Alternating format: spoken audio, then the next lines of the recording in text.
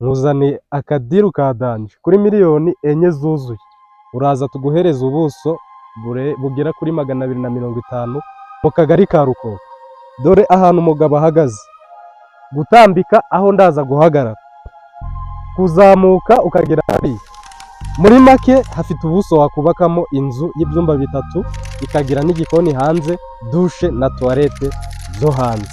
Aha hantu wahubaka bigakunda kuko ni ahantu hatuwe. Banza ubereke uyu mudugudu wose.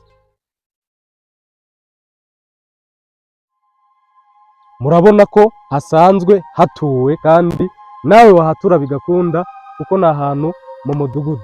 Aha hantu turahagurisha miliyoni 4 zuzuye, nta kintu kirengaho ngo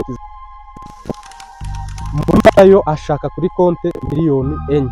Nibisanzwe rero, twari dusanzwe dushyiraho ibintu bihenze cyane, ariko uyu munsi tugiye gutangira kujya tubagezaho tudiru twa make kugira ngo buri muntu wese ajye yisanga muri Gisenyi Komisiyoneri.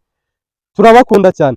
Mbere yuko dusoza video, reka manze ngere aho ubuso bugarukira, cameraman araza kubyerekana byose.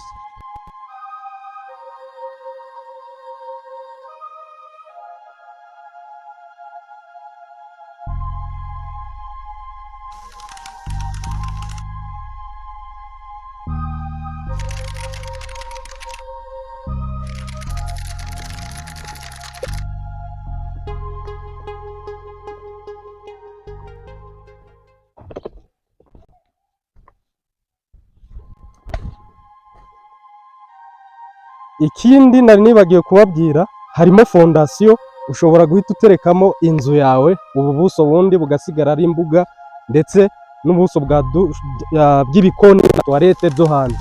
Hariya harimo amabuye wahita ukomerezaho, kandi fondasiyo uko ndi kubona yakozwe harimo ibyumba 2 na saro. Ushobora kongeraho amabuye ugakora ibyumba 3 na saro, ugakomeza ugatura muri miliyoni 4 gusa, nkagutuza ahantu heza.